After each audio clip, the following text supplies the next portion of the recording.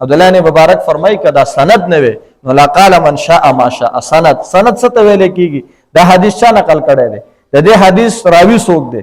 په دې روایت کې چې ته دا روایت کې ستا استاد څوک دی او ستا د استاد څوک دی او د هغه استاد څوک دی او په صحابو کې د حدیث د کوم صحابي نه روایت دی او کوم صحابي د حدیث د محمد رسول الله صلی الله علیه وسلم نه روایت کړي. زمانه د خبرې ذکر کولو مقصد دا دی چې زموږ سره دا یو دونه نایابه سلسله ده. دا یوازې دا نه چې سند د زموږ دین په محفوظ دی، دا نه، مشرانو ډېر لوی بشارت دله در کومه د دې سند د وجې نه ستا دا بچی چې تا ما ته حواله کړی ما ستا د بچی له صور کړي او تاله مې صدر کړي دي، ما نور هېڅ نه دي کړي. ما ستا دا بچی په دې سلسله کې شامل کړی دی.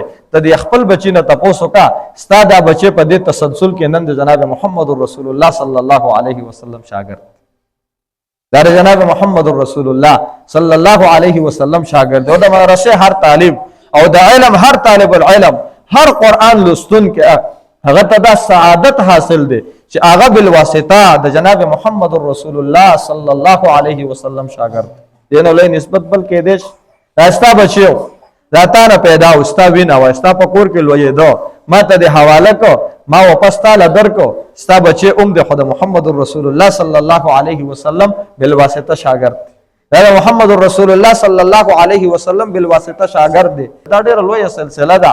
په دې سلسله کې چې څوک شامل شو نو هغه سلسلې نه به الله تبارک وتعالی دې اوباسي نه، مطلب دا دی خدای محرومه کوي نه. دې وجې نه باشا علي تانوي رحمه الله فرمایل که څوک وایي چې زه په دې زمانه کې اولیاء ګورم، دا د مدرسې د طالبان د زمانې اولیاء دوی سحر قرآن وایي، دوی ماسپښین قرآن وایي، دوی د شپې قرآن مجید وایي، دوی چې وده شي دوی په دې سوچ وده کېږي سهار به راپسم د خدای قرآن به ویم. دی چې سهار چېته ناست د سره د خپل سبق د خپل سپارې د خپل منزل یا د کتابونو طالب د هغه سره د خپل سبق د خپل کتاب غم وي، د سوچ د علم سره دی، د جبه په علم او په قرآن باندې لګیا د چلیږي. دی چې خوب کوي نو د قرآن مجید دپاره چې لږ ارام وکړم بیا به زه خپل سبق یادوم. دی چې خوراک کوي نو د قرآن دی وږی کړی دی خوراک کوي او په دې خوراک به دی بیا د الله قرآن لولي. نو ولی څه ته ویل کېږي؟ ولی خدای ته ویل کېږي چې هر وخت تعلق د خدای سره وي او د الله په عبادت کې مشغوله وي. نو دا د مدرسې طالبان دا سبق لوستونکي او دا قرآن لوستونکي دا د زمانې اولیاء دي. اولیاء وي دوی هر وخت د خپل رب سره خبرې. ولی به الله له عبادت کې مانځه کې به ودرېږي، چېرته روزه کې به یو 100 رکعته که ډېر لوی ولي دی، یو 100 رکعته به که ډېر لوی ولي دی، نفل به کوي، د خدای سره به خبرې کوي.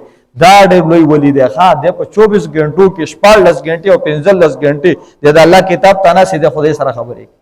د 14 او 15 غنټې د خدای سره هم کلامي کوي. سيقول السفهاء من الناس ما والله من قبلتهم التي كانوا عليها قل لله المشرق والمغرب. الله وی دا زما خبرې دي. امام ابو حنیفه رحمه الله الله تبارک وتعالى په خوب کې ولیدو، الله رب العزت نه پوښتنه وکړه او څوک دا قول منسوب کوي امام احمد ابن حنبل ته چې 99 ځله یې باری تعالی په خوب کې لیدلی او په سلام ځل چې ولیدو یار الله نه پوښتنه وکړه وی کریم الله تا ته به ستا بنده په څه در نږدې کېږي، تا ته به ستا بنده ډېر په څه در نږدې کېږي. وی الله تبارک وتعالی ورته وفرمایل چې زما د قرآن مجید په لوستلو باندې ځکه دا زما خبرې دي او څوک چې ما قرآن مجید تلاوت ته کښېني دی ما سره خبرې کوي. نو څوک چې چا سره خبرې کوي هغه ته نږدې، څوک چې چا سره خبرې کوي ډېر ورنږدې.